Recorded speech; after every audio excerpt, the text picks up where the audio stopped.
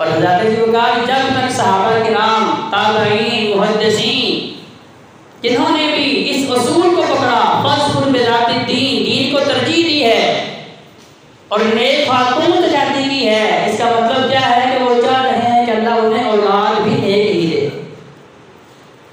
जिन्होंने सीरतो किरदार देखा है वो चाह रहे हैं कि उनकी औलादें भी सीरतो किरदार की मालिक हों, गुफ्तार की गाज़ी हों, उनका किरदार ऐसा हो कि जो अल्लाह और उसके रसूल को महबूब है।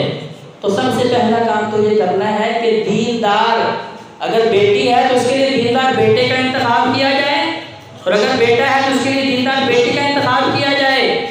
और नबी करीम सल्लल्लाहु अलैहि वसल्लम की हदीस मुबारक याद आई, आपके गोश्त गुजार करता चलो, फरमाया क्या बेटियों वालों, जब तुम्हें बेटे का ऐसा रिश्ता मिल रहा हो जो सोमो सलात का पाबंद हो, 5 वक्त का नमाजी हो, रोजे रखने वाला हो और उसका अखलाक बहुत उम्दा और अच्छा हो, फौरन से पहले शादी कर दे।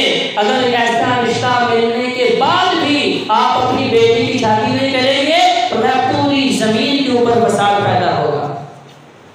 सिर्फ उस घर में नहीं, सिर्फ उस मोहल्ले में नहीं, सिर्फ उस शहर में नहीं, मैं पूरी कायनात के अंदर, पूरी जमीन के ऊपर जो है फसाद पैदा होगा। इसका मतलब क्या है? क्योंकि रिश्तों की बुनियाद ही दुनियावी मकासद के ऊपर रखी जा रही है।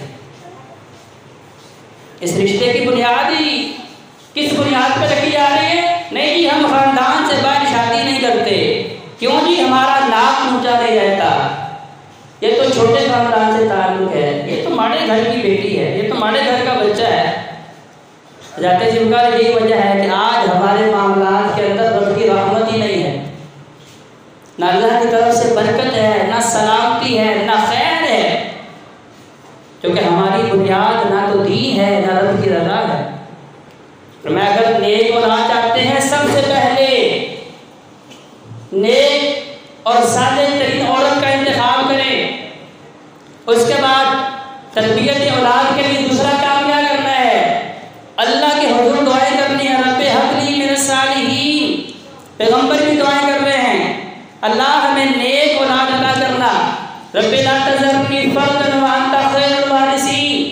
आज लोगों से वजीफे पूछे जाते हैं और मंतर पूछे जाते हैं, हज़रत जिब्राइल अंबिया की दुआएं कुरान बता रहा है कि जब उन्होंने भी अपने अल्लाह से औलादें मांगी तो बेहतरीन और मुख्तसर तरीन अल्फाज के साथ रब्बे हबली मिनस सालिहीन, अल्लाह मुझे नेक औलाद दे। रब्बे ला तज़रनी फर्दन व अंता खैरुल वारिसीन, अल्लाह मुझे लावारिस ना मारना, क्योंकि सबसे बेहतरीन वारिस अता करने वाला अल्लाह तू है।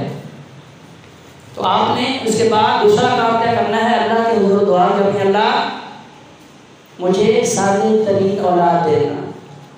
उसके बाद तीसरा मरहला कि मर्दों ख़वातीन दोनों को चाहिए, जब अल्लाह का मुहाकिमीन उम्मीद लगा दें और अल्लाह की तरफ से खुशखबरी का पता चल जाए तो फिर कसरत के साथ कुरान की तिलावत करें। हमारे यहाँ फिक्र शुरू होती है कॉलेज और यूनिवर्सिटी फारिग होने के बाद कि मैंने अपने बेटे और बेटी की तरबियत अब करनी है। अल्लाह का मुहाकिमीन फरमा रहे हैं कि जब भी अल्लाह ने उम्मीद लगाई, जब अल्लाह ने खुशखबरी सुनाई तो उस वक्त आप कसरत से कुरान की तिलावत करें। उस कुरान की बरकत की वजह से अल्लाह रब्बुल इज्जत उसकी रूह को सालिह बना देंगे, खैर वाला बना देंगे।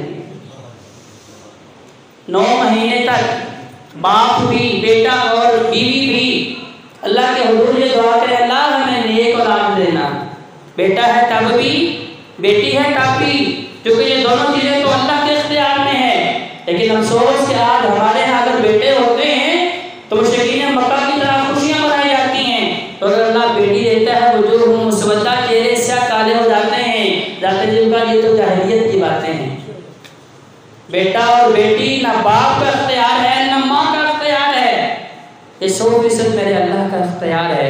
वो जिसे चाहे नेमत से नवाज दे, वो जिसे चाहे रहमत की जो है वो बरखा बरसा दे, जिसे चाहे कुछ भी अता ना करे, ये मेरे अल्लाह का इख्तियार है। हज़रत इब्राहीम अलैहिस्सलाम के बारे में मैंने आपके गोश्त गुजार किया कि शादी को 20 साल गुजर गए, अल्लाह ने कुछ नहीं दिया। अल्लाह का खलील, अल्लाह का दोस्त भी कुछ नहीं कर सका, सिर्फ अल्लाह के हुजूर दुआएं करता रहा। तो 20 सालों के बाद अल्लाह का मुहाकिमीन ने औलाद से नवाजा। इसी तरह अल्लाह के एक और पैगंबर हज़रत शुएब अलैहिस्सलाम, अल्लाह ने बेटा नहीं दिया, 7 बेटियों से नवाजा। अब वो तो अल्लाह के पैगंबर थे, अल्लाह के नबी और रसूल थे। हमारे यहाँ क्या कहते हैं, अल्लाह का पकड़ा तो अंबिया छुड़ा सकते हैं, लेकिन अंबिया का पकड़ा जो है वो अल्लाह भी नहीं छुड़ा सकता। नाउज़ुबिल्लाह मिन ज़ालिक। अल्लाह के पैगंबर हैं, अल्लाह औलाद ना दे, कायनात की कोई हस्ती नहीं दे सकती। अल्लाह बेटे देना चाहे, याकूब अलैहिस्सलाम को अल्लाह ने 11 बेटों से नवाजा। ये तो मेरे अल्लाह का इख्तियार है, मेरे अल्लाह का फज़्ल व करम है। शुएब अलैहिस्सलाम, अल्लाह ने 7 बेटियां दी, एक भी बेटा नहीं दिया। लेकिन अल्लाह से जो है ज़बरदस्ती को काम पैगंबर भी करवा सकता, क्योंकि अंबिया और रसूल भी मेरे अल्लाह की मखलूक है, और भी अल्लाह के हुजूर दुआ करते हैं। मैंने अंबिया की दुआएं आपके सामने पढ़ी हैं कि वो अल्लाह के हुजूर इल्तिजाएं कर रहे हैं कि अल्लाह औलाद देना तो साले देना, नेक देना, जो हमारी नेक नामी का सबब बने, और हमारे मरने के बाद हमारी नेकियों का खाता जारी हमारी औलाद की वजह से रहना है। 9 महीने के बाद अल्लाह ने बेटा या बेटी अता कर दिया, उसके बाद उसका इस्लामी नाम रखे। आज हमारे माशरे में ये बहुत बड़ा एक मुहिमा बना हुआ है, और 2-2, 3-3, 6-6 महीने इस चीज को ढूंढते हुए लगा देते हैं कि नाम ऐसा होना चाहिए जो आज तक दुनिया में किसी ने रखा ना हो, चाहे उसका कोई माना भी हो या ना हो। इस चीज पे हमारी कोई जो है गौर फिक्र नहीं होती। ऐसा नाम होना चाहिए जो आज तक किसी ने सुना ही ना हो। जबकि नबी करीम सल्लल्लाहु अलैहि वसल्लम ने फरमाया, अगर अल्लाह ने बेटा दिया है तो अल्लाह के महबूब तरीन नामों में से नाम रखें। सहाबा ने कहा, या रसूलल्लाह, अल्लाह को कौन से नाम पसंद है? फरमाया, अल्लाह के पसंदीदा नामों में से पहले नंबर पे अब्दुल्ला और दूसरे नंबर पे अब्दुल रहमान है। अल्लाह का बंदा, रहमान का बंदा।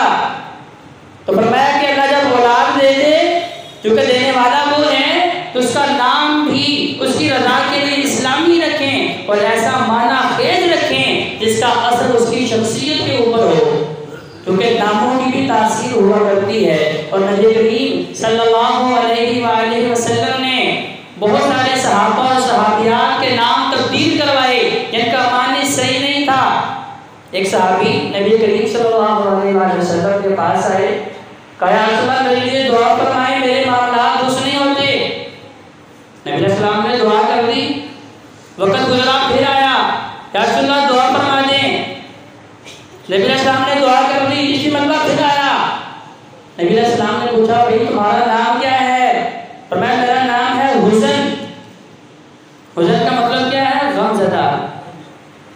क्योंकि अब उसे हर बंदा बुला रहा है, वो गम और परेशान और मुसीबत ज़दा। जब हर बंदा बुला रहा है तो नाम का असर उसकी शख्सियत के ऊपर भी है। तो नबी अलैहिस्सलाम ने फरमाया, अपना नाम तब्दील करो, आज के बाद तुम्हारा नाम सहल है। सहल मतलब आसान। तो जब नाम तब्दील किया, मेरे अल्लाह ने आसानी पैदा कर दी। आगे नबी अलैहिस्सलाम को कहा कि अल्लाह की रहमत जो है मेरे ऊपर हो चुकी है, तो नाम रखें, इस्लामी रखें। इसी तरह नबी अलैहिस्सलाम ने सहाबियात के नाम भी तब्दील कर फरमाए, क्योंकि नामों के असरात शख्सियात के ऊपर होते हैं। तो ऐसे नाम रखें जिनका जिक्र कुरान के अंदर है।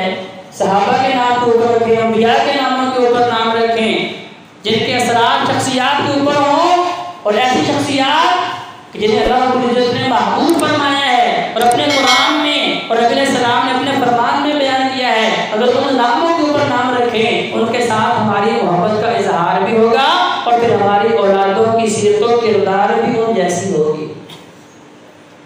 उसके बाद जब बच्चा बोलना शुरू करता है, तो उसे सबसे पहले जो है नफ्से अल्लाह सिखाएं, उसे अच्छी चीज़ें जो है, छोटी छोटी दुआएं जो है वो सिखाएं। इंसानी कोशिश है, इंसान जैसी कोशिश करेगा वैसा नतीजा पाएगा। लैसा लिल इंसानी इल्ला मा सआ, जो वो करता है वही पाता है। लिहाजा अगर हम पहले दिन से ही जब बच्चे ने तोड़ी जुबान से बोलना शुरू किया और नफ्से अल्लाह सिखाया, तो इसका मतलब ये है उसके ज़हन के अंदर भी ये सिग्नल जाएगा कि वाकई मेरा अल्लाह कोई है, मेरा खालिक कोई है, मेरा मालिक, मेरा राज़िक, कायनात के अंदर कोई ऐसी हस्ती मौजूद है जिसके कब्जा कुदरत के अंदर मेरा कंट्रोल है।